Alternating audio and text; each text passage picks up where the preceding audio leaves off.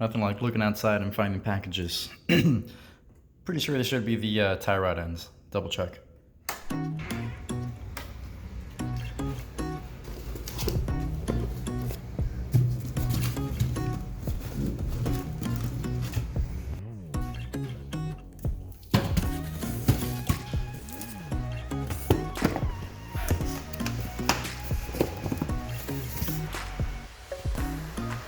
And just as I thought, we got 2 outer tie rod ends.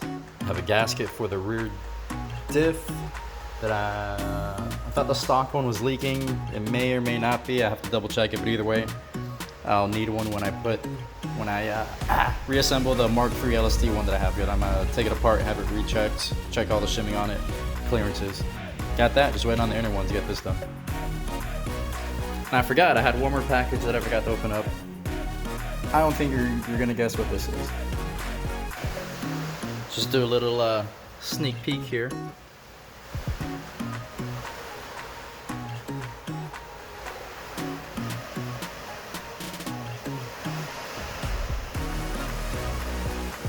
Boom!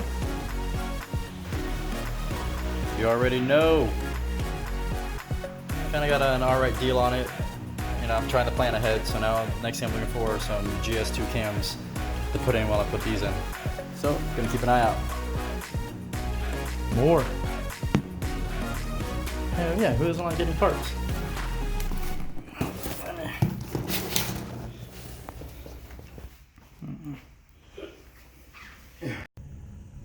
Alright, didn't get a chance to open up the boxes the other night. Let me get that going.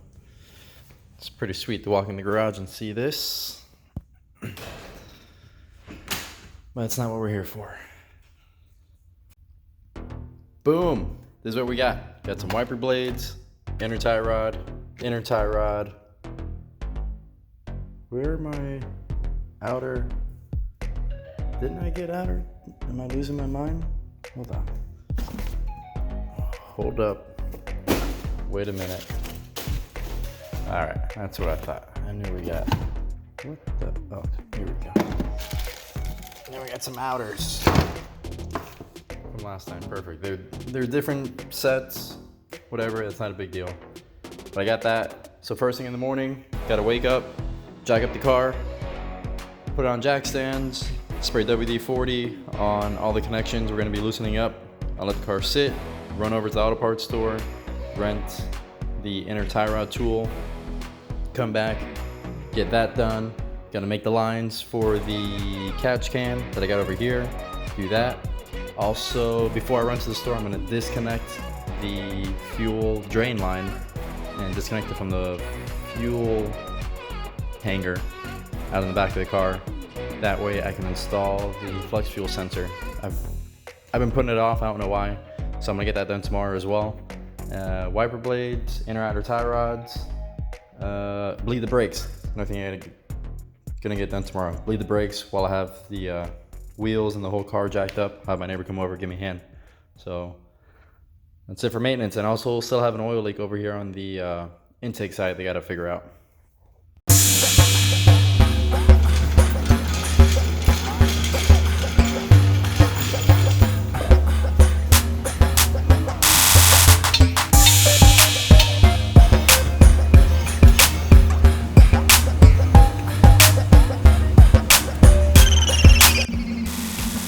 Where we're going, we don't need roads. I got the car jacked up, jack stands. I just have to take off the last rear wheel, passenger side. So you can see here, I'll show you. See if you can get it. All right, so if we're looking here, no, I probably have to look at it from up top. Probably can't even see it in the video. Let me try to get this stable.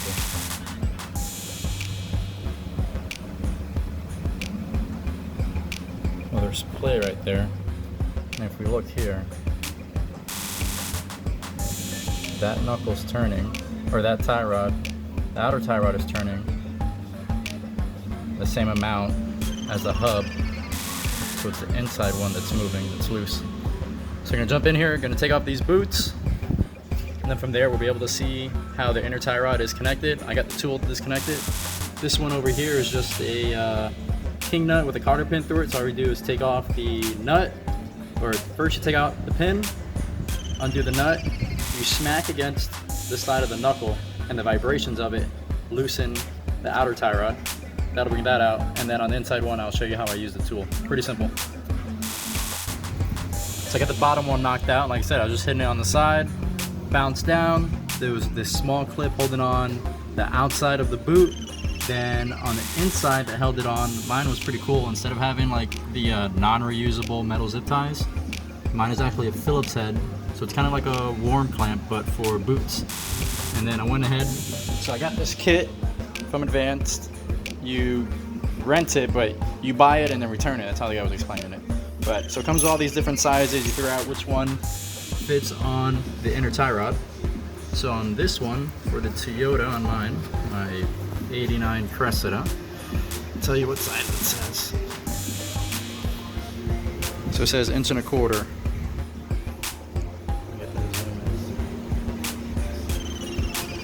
So that slides right back over.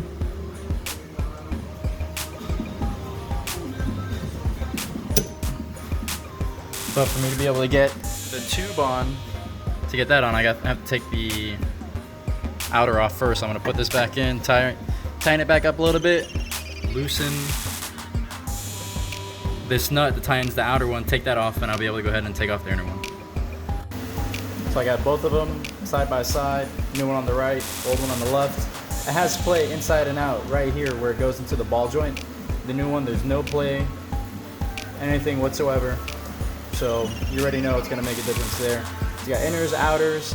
I made sure I had all the pieces I need. Now it's just reverse, throw it back in and go and doing the other side. It's coming together perfect, not having any issues. One thing I'm gonna do while I'm down here working on the steering is I have these poly rack bushings from Excessive that I'm gonna install. So I'll open it up, look at the instructions, should be straightforward, pull off the new ones, put the new ones on. We know how that goes, but let me open it up, see what I got. It's kind of hard to show. Let me see. See right there, that's the bushing for the steering rack. And it's all torn and ripped apart. Actually, when I was tightening down this inner tie rod, I can see the whole thing flexing in here. So luckily I'm coming in, I already have that bushing. I can get that done now. So there's 2 bolts on it. It clamps down on top of it, holds the rack in place. I'm gonna take that off, take the old bushing out, put the new one in. Show you what it looks like once I get it out. So I got the new one, and I got the old one out.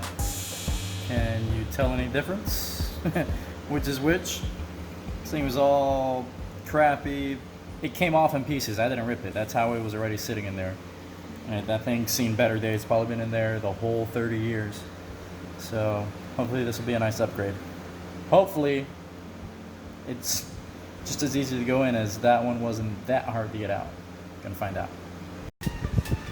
Let me try to swing this light back over here so I can show you. I can't even see them because they fit so well. I kind of see a little blue over there under that bracket. But that one in pretty simple, and the passenger side's even easier. That's what I'm working on right now. All I have to do is put the outer tie rod with the boot on this side. About to go replace inner and outer on the passenger side. How the fuck does this bullshit come off?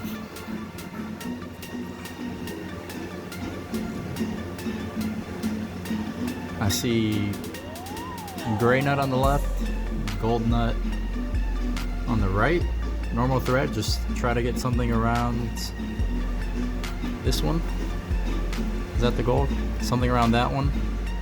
To thread it off, get this off, and then the gray one's the normal inner tie rod. Kind of finished up the tie rods. I got the driver's side and want to go do the passenger side. And there's this thing for like a stabilizer arm or something. It connects to the inner tie rod, and I don't have the tool to take it off. So I didn't change anything here on the passenger side. I changed inner and outer on the driver's side. That was actually one that was worn out. So now when I move the hub right now, I have no play, which is good. Buttoned everything up. Had my buddy Kyle come over, went to go bleed the brakes. Did the rears, no problem. Went to come do the front, and what's missing? What doesn't look right here? The bleed nipple broke on both fronts. So I bled the rear, nothing I can do about the front. I'm gonna figure out how to change that out. So now that I'm done with that, next thing I'm gonna do is I'm gonna go ahead and disconnect my return line from the fuel pressure regulator and from the tank. And then I'm gonna go ahead and get started on installing the E85 sensor. Alright, I got everything I need for the flex fuel sensor install. I have the flex fuel, I have the 3/8 to -6 AN, I have the AN fittings. So all I had to do was come here and figure out where along the return line I wanted to put it and how I'm going to mount it on the chassis. I'm going to have to use some self-tapping screws into the frame here. I figured out a spot right along there. Looking pretty good. So what I did was I disconnected the stroking out from the fuel pressure regulator, and then also from the back into the gas tank. You can see there's still going to be fuel in it, so I drained it out into that fuel tank. Then I went to the front and I blew out whatever I could into the tank. So now I'm going to get rid of that gas tank because I need to cut this, and I use my cutting wheel, and you know, I don't want it to be near any fumes for the possibility of sparks. So that's why I disconnected it, cut that, install the 6AN fittings. I need to also hook up the connector for the E85 sensor. I just have this sitting here. I was waiting to get the open type sheathing to do that and for the speed sensor. But right now, let me just focus on this right now. All right, went ahead, just did my cut. Got that. Don't forget, you put tape on it like on this one. You put the tape on it, it keeps the outer sheathing of the hosing from fraying. So I got that done. One thing that happens when you cut this hose, I don't know if you'll be able to see it. Let's see if we can try. So inside you get kind of crap from it cutting through. I use a cutting wheel. So what I'm gonna do is I'm gonna turn on the car, turn on the fuel pump, and instead of the return going into the tank, I'm just gonna have to go into this little gas jug for a little bit, getting of that debris out of the fuel line and keep it from going into the gas tank. So now I'll go ahead, I'll put my fittings on both sides and keep moving on. Boom, nailed it. Mounted, that's all set. Now all I have to do is I put these wires down here all along. I wasn't sure where I was gonna mount it. So I'm gonna straighten these out, see how I wanna run them, trim them, pin them, plug it in. Boom, that's it. Plug pinned, flex fuel cylinder mounted, hoses attached. So I went, primed it, got rid of any crap that I said was gonna be in the line, put it in the fuel can I have. So now I'm gonna start it up, check for leaks. That's it. Next episode, tune in E85.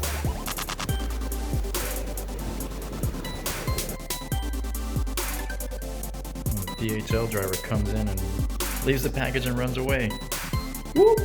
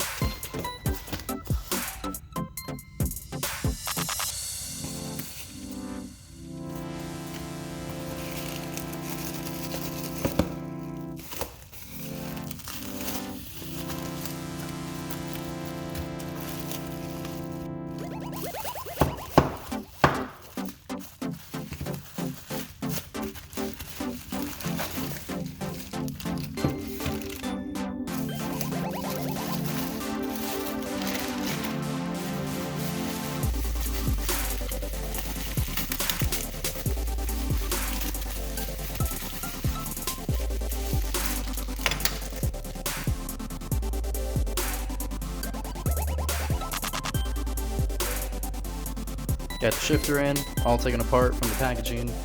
Looks pretty simple, straightforward.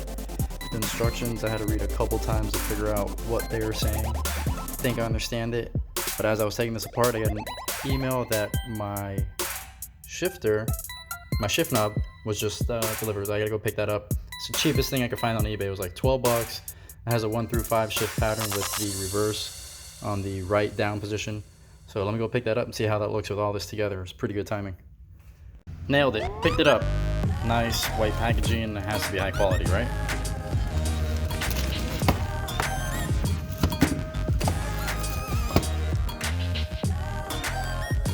Doesn't look bad. It's not too light either. See if it fits on me. Oh, it fits. Fits pretty good. Snug. Fits the hand right. So I'll just leave it on there now and go ahead and try to install this. Alright, so the shifter itself, the size of the bolts that it uses, so these nuts right here on the right are going to be 13mm, 5mm Allen, 10mm for these nuts on the bottom, and I forgot to get the ones for the top. 1 second. Then a 4mm for the ones up top. So first thing I gotta do, take the stock one out.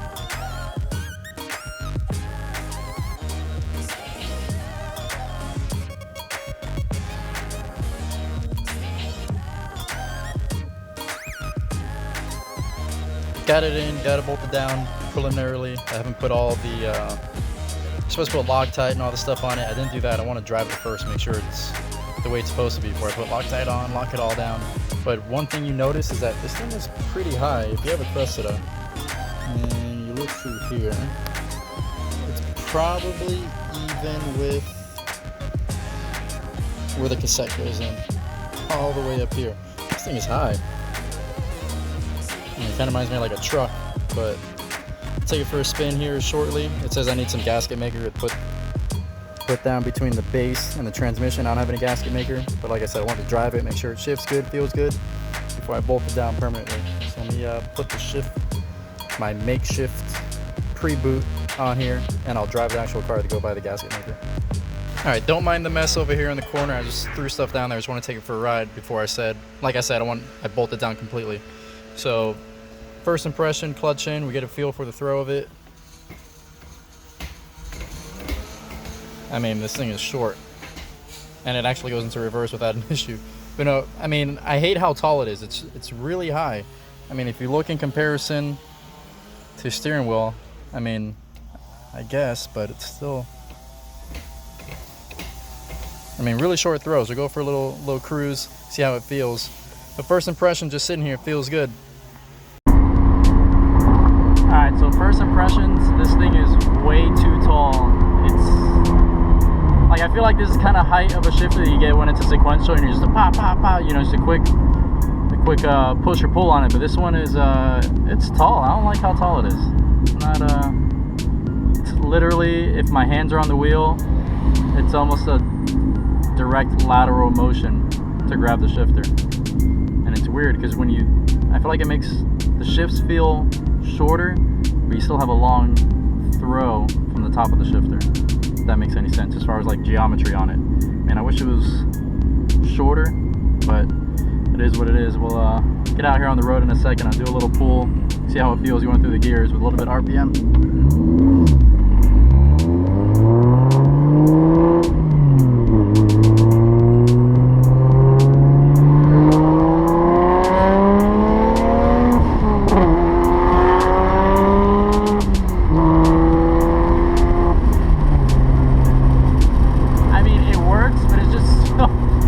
So weird how tall it is. That's the hardest part to grasp. It shifts smooth, you know, positive engagement, and it feels short, but it's just so short shifter, tall handle, however that works. So I mean, I guess it's a win. I guess I can go ahead and bolt it down.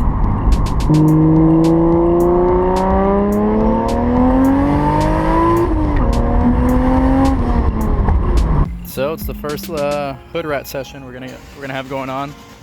Got the Cressida out, looking all stock, running pretty good. Meeting up with Pipe, his 1J single turbo Supra, Haltech. Meeting up with Julio with his M3, a few other people. Oscar just bought his Mustang and he's gonna do a 2J swap in, and a few other guys. So we'll see how tonight goes. I haven't been to a car meet in years. Years.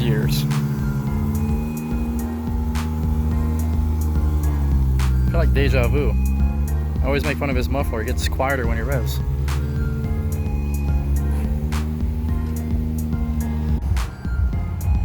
A couple people showing up.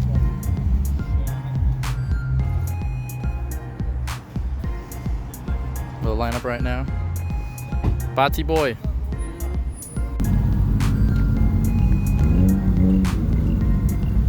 Looks good. Look at that. This says Will Wood. Big ass brakes. I'm gonna put my brakes on. Fucking Oscar's feature 2J Mustang. Let me see. Yep, looks like a Mustang motor. Well, the boys have met up again, going out to eat, little cruise. It sucks, I really don't have anything set up for nighttime videos. It looks like my lights are on, but it's just the reflection from the lights from the building. Got the Crested over there, Oscar's black Fox body Mustang. Again, the lights aren't on, it's just from the reflection of the light. Over here we got Beepa's Mark III 1J. Said his clutch is slipping, having trouble with that. And everybody over here is stuck behind the puddles. Look at them.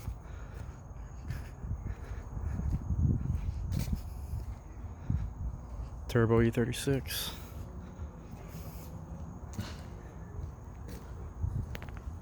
Where's everybody at? Where they at? They're in the back talking shit. Talking about secrets.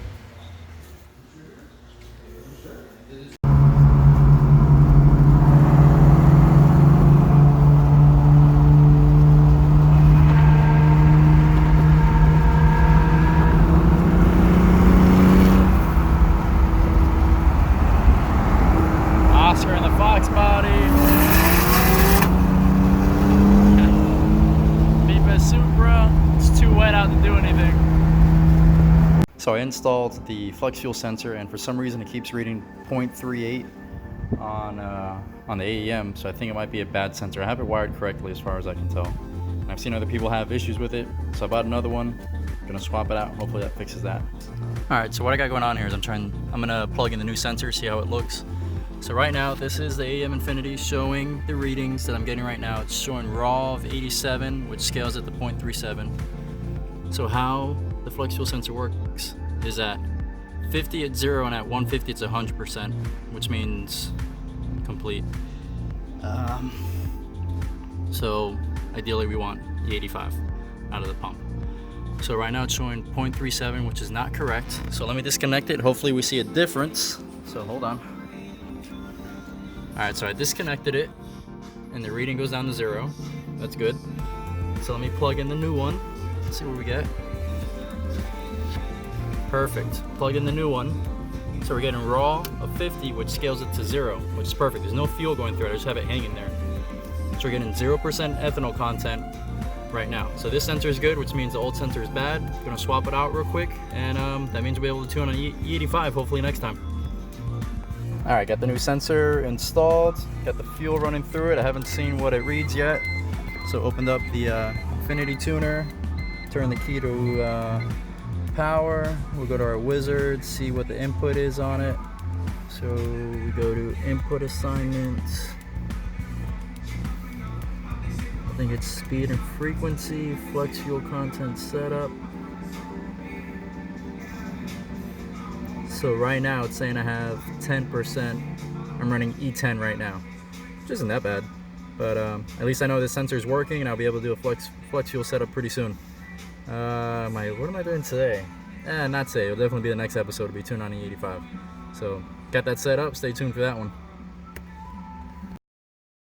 Filming. What is it, John? YouTube, comment, like this video if you like it.